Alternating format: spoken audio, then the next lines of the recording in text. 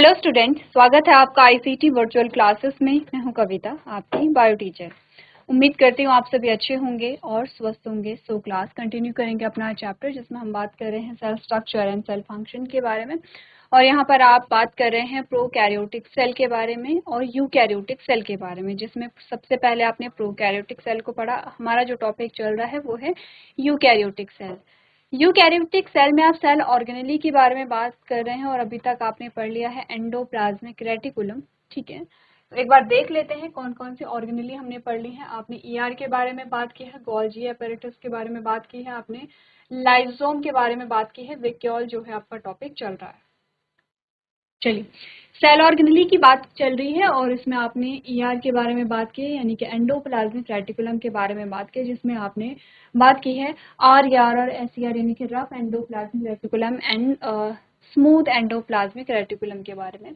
Next हमारी organelle आती है दैट इज गोल्गी एपेरेटस, और उसके बाद हमने बात की है यहाँ पर इसके फंक्शंस के बारे में। नेक्स्ट जो ऑर्गेनेली आती है दैट इज लाइसोसोम, और लाइसोसोम के फंक्शन के बारे में हमने बात की है। यहाँ पर आगे बढ़ते हैं और बात करते हैं वेक्यूल के बारे में। वेक्यूल हमारा जो टॉपिक है वो चल रहा है। अभी तक आपने वेक्यूल के बारे में ये समझा है कि वेक्यूल जो है वो प्लांट और एनिमल सेल दोनों में पाए जाते हैं। अगर हम बात करें प्लांट सेल के बारे में, तो वेक्यूल जो है प्लांट सेल में बहुत बड़े होते हैं, ठीक है। और अगर हम एनिमल सेल के बारे में बात करें तो वो छोटे छोटे होते हैं और एक से ज़्यादा होते हैं। प्लांट में मोस्टली एक ही वेक्यूल पाया जाता है जो कि ऑलमोस्ट पूरी सेल को ऑक्यूपाई करता है। इसी के साथ हमने कुछ चीज़ें देखी थी, जैसे स्ट्रक्चर क्या है, फंक्शन क्या है, जैसे स्टोरेज करता है, टर्गर प्रेशर को मेंटेन करता है, वेस्ट डिस्पोजल करता है, पीएच रेगुलेट करता है। कुछ स्पेशलाइज्ड फंक्शन है जिनके बारे में आज हम बात करने वाले हैं। तो हमने कहा कि आगे के जो टॉपिक हैं वो आते हैं हमारे टाइप्स ऑफ वेक्यूल। हमने कहा कि अकॉर्डिंग टू फंक्शन अलग अलग टाइप्स के हमारे पास वेक्यूल आते हैं। अगर इनके बारे में थोड़ा सा हम बात करें तो हमने क्या बात की है, आपने कहा there are different types of vacuoles including central vacuole, large vacuole found in the plant cell that store water and nutrient। तो सबसे पहला जो वैक्यूल आपके पास आता है दैट इज सेंट्रल वैक्यूल। क्या नाम है इसका? सेंट्रल वैक्यूल है। सेंट्रल वैक्यूल अपने का large vacuole found in plant cell that store water and nutrients.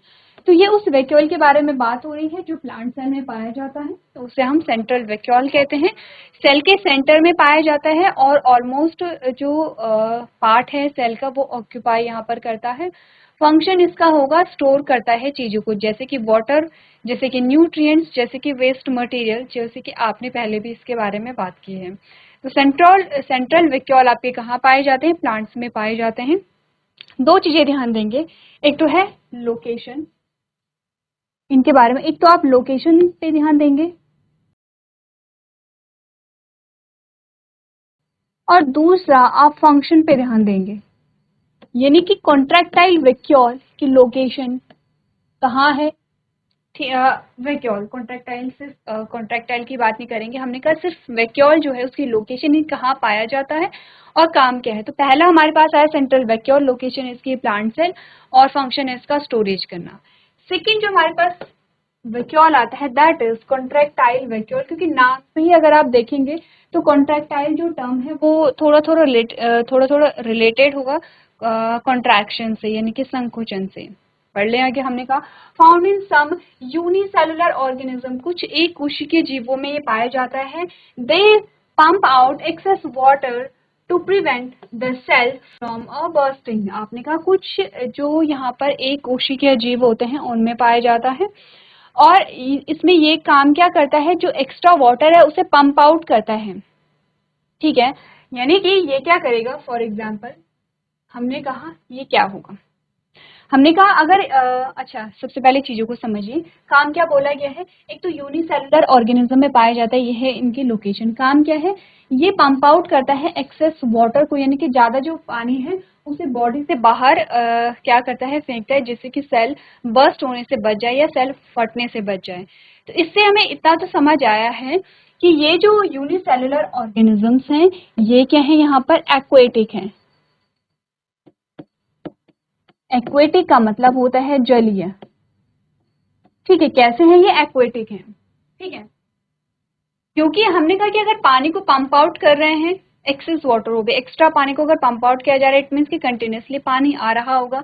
तो फॉर एग्जाम्पल कोई बॉडी है, अब हम इसे इस प्रकार की शेप में दे देते हैं, कोई बॉडी इस टाइप की होगी और बॉडी में हमने कहा ये बॉडी होगी पोरस, पोरस, ठीक है।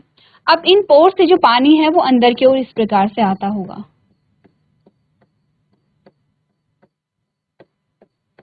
ठीक है। ये पानी जो है वो अंदर आता होगा, तो पानी जो है वो अंदर आ रहा है। अब आपने कहा कि यहाँ पर वैक्यूल पाए जाते होंगे, ठीक है, कॉन्ट्रैक्टाइल वैक्यूल इनका नाम है।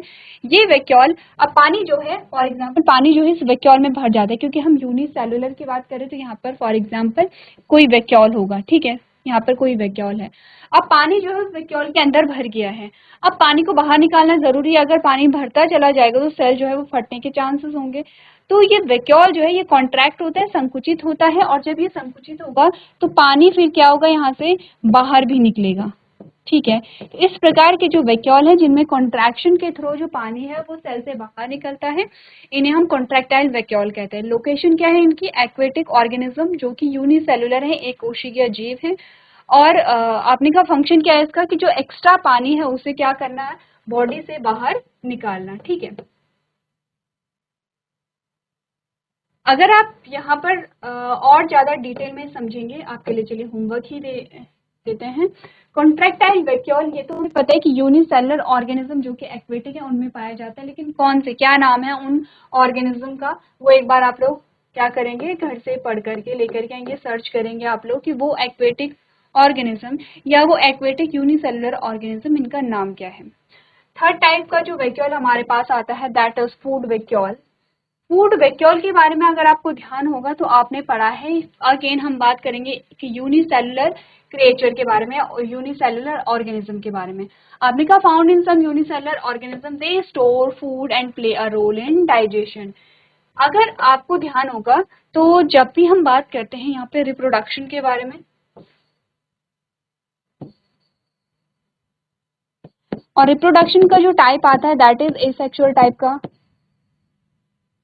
अलैंगिक जनन जो होता है, उसमें हम एग्जाम्पल जो लेते हैं, एक इस प्रकार के स्ट्रक्चर है जिसका कोई फिक्स शेप नहीं होता है, क्या कहते हैं इसे, अमीबा कहते हैं। क्या नाम है इसका, अमीबा,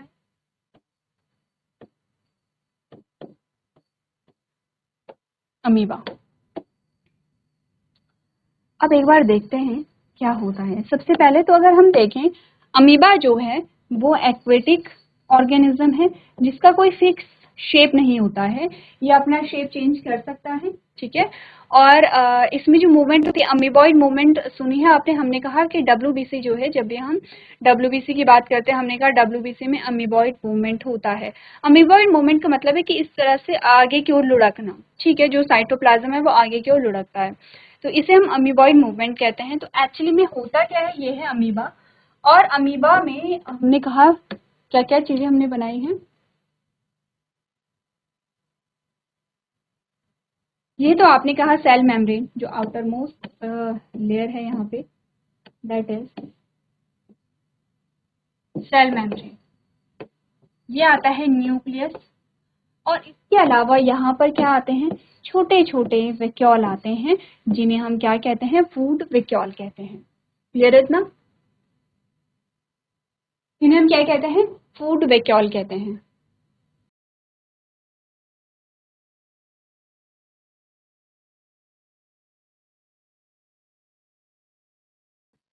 फूड वैक्यूल। अब अमीबा के आगे यहाँ पर फूड रखा हुआ है इस प्रकार से। तो अमीबा में जो मूवमेंट होती है वो कैसे होती है, ये अमीबा है। अब हमने क्या देखिए, अमीबा का कोई फिक्स शेप तो होता नहीं है, ठीक है, यहाँ पे वैक्यूल नहीं बना रहे हैं, वैक्यूल एट लास्ट हम जब हम यहाँ पे बना लेंगे, जब फूड जो हो जाएगा वो बॉडी के अंदर चला जाएगा वैक्यूल, हम तब बनाएंगे। अब आपने कहा अमीबा का कोई शेप नहीं होता है, तो आप देख रहे हैं कि पहले फूड जो है वो थोड़ा सा दूर था, अब ये फूड के थोड़ा सा पास आ गया है। नेक्स्ट स्टेप में हम देखते हैं,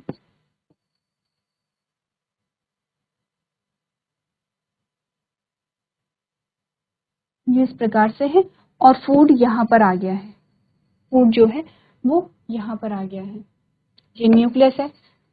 ऐसे जो प्रोजेक्शन होते हैं उन्हें हमने क्या नाम दिया था, सीडोपोडिया नाम दिया था। और नेक्स्ट अगर आप देखेंगे यहाँ पर, ये है अमीबा, ये अमीबा है, ये न्यूक्लियस है, ये इसके वैक्यूल हैं। फूड की एंट्री यहाँ पर हो गई है, फूड एंगल्स यहाँ पर कर लिया है। तो अब नेक्स्ट स्टेप क्या होगा?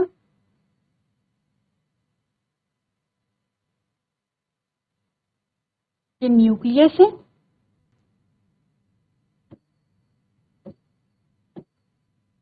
ये फूड वैक्यूल है, और फूड वैक्यूल के अंदर ये क्या आ गया है? फूड।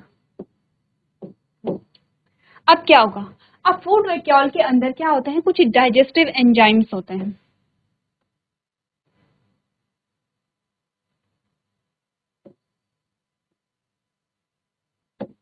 ठीक है, यहाँ पे क्या होंगे? कुछ digestive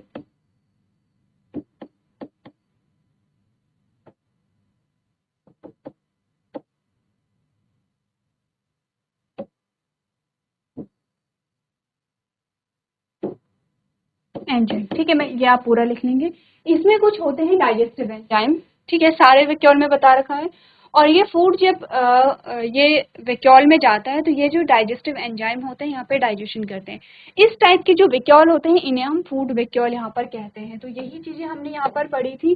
found in some unicellular organism, एक कोशिकीय जीवों में पाए जाते हैं। दे स्टोर फूड, ये फूड को स्टोर करते हैं। And play a role in digestion, ये फूड को स्टोर भी करेंगे और डाइजेशन में इंपॉर्टेंट रोल प्ले करेंगे। नेक्स्ट आता है गैस वैक्यूल। अब गैस वैक्यूल का क्या काम होता है? फाउंड इन सर्टेन प्रोकैरियोट, ये कुछ प्रोकैरियोट में पाए जाते हैं, यानी कि जो प्रिमिटिव सेल्स होते हैं उनमें पाए जाते हैं। They help with a buoyancy, ये बायोन्सी प्रोवाइड करते हैं यहाँ पर। ठीक है, तो आपने देखा यहाँ पर अकॉर्डिंग टू फंक्शन, यानी कि कार्य के आधार पर जो वैक्यूल होते हैं उनमें बहुत वैरायटी पाई जाती है। और साथ साथ में ये भी पता चला है कि सिर्फ प्लांट और एनिमल में नहीं बल्कि और ऑर्गेनिज्म में भी जो वैक्यूल हैं वो यहाँ पर देखे जाते हैं। क्लियर है? तो आपको यहाँ पर देखने हैं 4 टाइप के जो वैक्यूल हमने देखे हैं। पहला हमने कहा सेंट्रल वैक्यूल है, ठीक है, दूसरा कॉन्ट्रैक्टाइल है, तीसरा फूड वैक्यूल है, और चौथा यहाँ पे गैस वैक्यूल है। चारों को नोट करेंगे और चारों की लोकेशन कहाँ पाए जाते हैं और फंक्शन क्या है ये आप लोग यहाँ पर नोट कर लेंगे। चलिए, तो ये बात हमने की है वैक्यूल के बारे में। वैक्यूल के बारे में काफी सारी चीजें हमने डिस्कस की हैं, तो मैं मान के चल रही हूँ आपको जो चीजें हैं वो यहाँ पे क्लियर हुई होंगी। नेक्स्ट जो ऑर्गेनेली हमारे पास आती है दैट इज माइटोकॉन्ड्रिया। और माइटोकॉन्ड्रिया आपने यहाँ पे प्रोकैरियोटिक सेल में भी माइटोकॉन्ड्रिया जैसा वर्क हमने क्या देखा था? प्रोकैरियोटिक सेल में भी देखा था। क्या बोला था?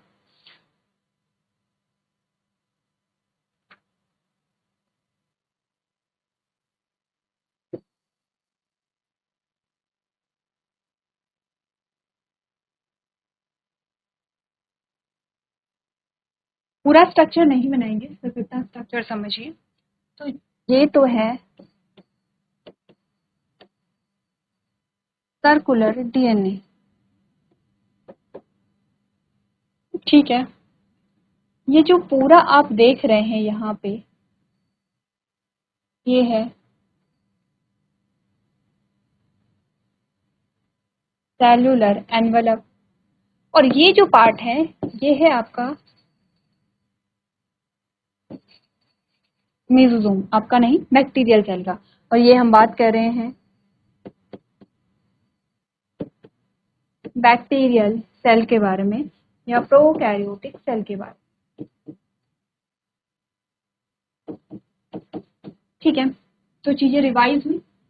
हम क्या बात कर रहे हैं? ध्यान देंगे मेसोसोम पे।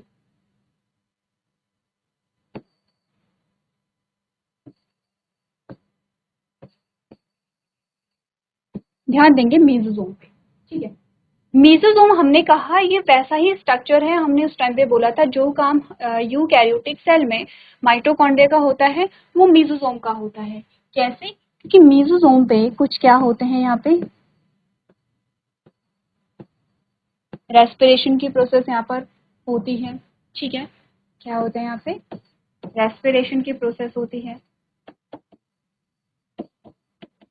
दूसरा आपने कहा कि रेप्लिकेशन और स्प्लिटिंग में मदद करती है, यानी कि सेल के यहाँ पे जेनेटिक मटेरियल के रेप्लिकेशन और सेल के रेप्लिकेशन में मदद करेगी और स्प्लिट करने में मदद करेगी, ठीक है। तो ये जो चीजें हमने रिवाइज की हैं इस चीज से हमें इतना तो पता चला है कि यहाँ पर जो मेसोसोम के बारे में हमने बात की थी कि वो क्या करता है, रेस्पिरेशन में इंपॉर्टेंट रोल प्ले करता है। तो वैसे ही हमने कहा माइटोकॉन्ड्रिया जो है इट मीन्स कि उसका फंक्शन क्या है, यहाँ पर रेस्पिरेशन है। ठीक है, अब सबसे पहले समझते हैं थोड़ा सा रेस्पिरेशन टर्म को। रेस्पिरेशन क्या समझते हैं आप लोग?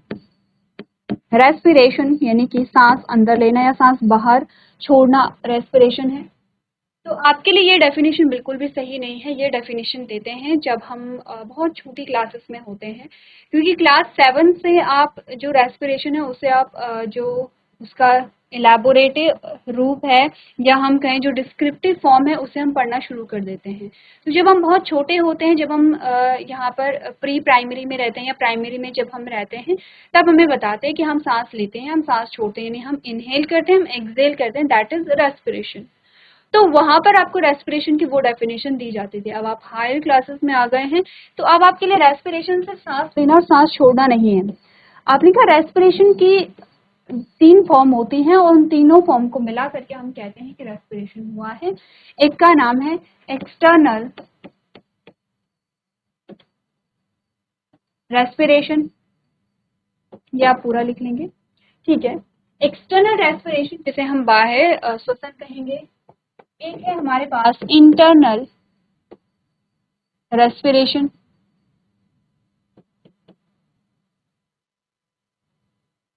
ठीक है। कि रेस्पिरेशन आप कंप्लीट यहाँ पर लिख लेंगे, रेस्पिरेशन, ठीक है। और एक हमारे पास आता है सेलुलर रेस्पिरेशन, यानी कि कोशिकीय श्वसन। तो आपने कहा क्या ये श्वसन के प्रकार हैं? ये श्वसन के प्रकार नहीं है, ये श्वसन के स्टेप्स होते हैं जब हम यूकैरियोटिक की बात करते हैं। पहले एक्सटर्नल रेस्पिरेशन होगा जो किस किस के बीच में होगा, between your nostrils and your environment. तो जो हमारा आउटर इन्वायरमेंट और हमारे नॉस्ट्रल्स हैं, तो हम आउटर इन्वायरमेंट से क्या कर रहे हैं, ऑक्सीजन को इनहेल कर रहे हैं या CO2 को एक्सहेल कर रहे हैं। तो ये आपका एक्सटर्नल रेस्पिरेशन होता है, या एक्सटर्नल एक्सचेंज होता है। अब आते हैं इंटरनल पे। तो इंटरनल पे हमने कहा, इंटरनल पे जब हम बात करते हैं, ये क्या है, आपके लंग्स हैं, और लंग्स में होती है आपकी एल्वेलाई। आपकी एल्वेलाई में यहाँ पे क्या होते हैं, ब्लड वेसल्स होते हैं। तो आपने कहा कि आपके ब्लड वेसल से, आपके ब्लड वेसल्स और आपके एल्वेलाई के बीच में क्या होता है, एक्सचेंज होता है गैसेस का। ये इसे देगा ऑक्सीजन और ये इसे देगा यहाँ पे CO2, ठीक है। अब बहुत डिटेल में नहीं है ये, क्योंकि ये चीज़ें आपने पढ़ी हैं, और जब आपके पास यहाँ पर एनिमल फिजियोलॉजी आएगा तब भी आप ये जो टॉपिक है इन्हें बहुत ज़्यादा डिटेल में समझेंगे। तो आपने कहा सेकेंड टाइप का जो एक्सचेंज हुआ है वो आपके एल्वेलाई और आपके ब्लड वेसल्स के बीच में हुआ है। एल्वेलाई जो आपके लंग्स में है, that is known as internal respiration, यानी कि आंतरिक श्वसन जिसे हम कहेंगे, ठीक है। थर्ड टाइप का आता है सेलुलर रेस्पिरेशन। सेलुलर रेस्पिरेशन जो आपने कहा कि ये जो ब्लड वेसल्स हैं वो सेल को क्या देंगी, यहाँ पे ऑक्सीजन देती हैं। ये ऑक्सीजन क्या करता है, ये ऑक्सीजन क्या करता है, ग्लूकोज को तोड़ता है। यहाँ पर ग्लूकोज के टच में या ग्लूकोज के संपर्क में जब आएगा तो उसे तोड़ेगा, और जब इसे तोड़ेगा तो यहाँ से निकलेगी एनर्जी और यहाँ से निकलेगा CO2। और ये जो CO2 है ये यहाँ से निकलने वाली,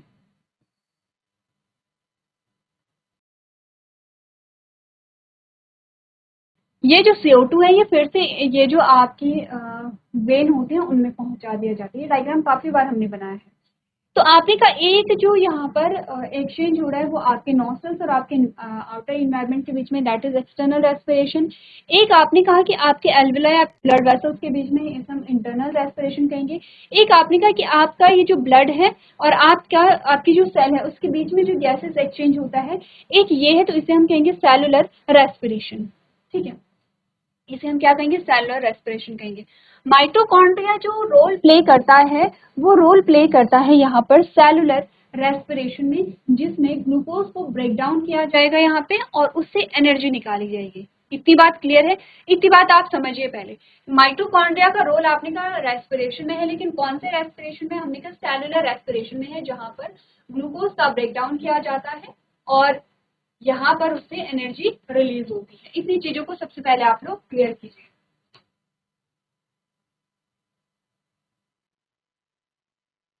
चलिए, अब हमें समझना है सेलुलर रेस्पिरेशन माइटोकॉन्ड्रिया में कैसे होता है। इतना डिटेल में नहीं जाएंगे क्योंकि हमें मेन पढ़ना है माइटोकॉन्ड्रिया को।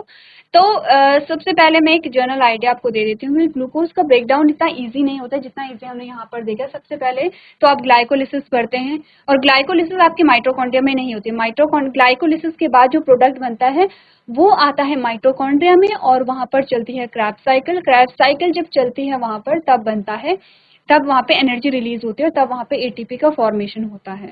तो ये चीजें हल्का सा थोड़ा सा समझ लेंगे, बहुत ज्यादा डिटेल में अभी नहीं जाएंगे। जब आप रेस्पिरेशन पढ़ रहे होंगे या सेलुलर रेस्पिरेशन समझेंगे तब आप पूरी ग्लाइकोलिसिस को वहां पर पढ़ते हैं, पूरी क्रेब्स साइकिल को आप वहां पर पढ़ते हैं। तो ये चीजें हम क्या करेंगे, चैप्टर के साथ डिस्कस करेंगे। अभी एक जनरल आइडिया आप लेंगे कि अगर क्रेब्स साइकिल चल रही है तो कहाँ पर चल रही है, माइटोकॉन्ड्रिया का स्ट्रक्चर क्या होता है, क्या क्या फंक्शंस होते हैं माइटोकॉन्ड्रिया के, इसके बारे में हम डिस्कस करेंगे। एक बार आप लोग घर से पढ़ करके लेकर के आएंगे माइटोकॉन्ड्रिया को। तो आज के सेशन में हम इतना ही करेंगे। अभी तक क्लास में बने रहने के लिए आपका धन्यवाद।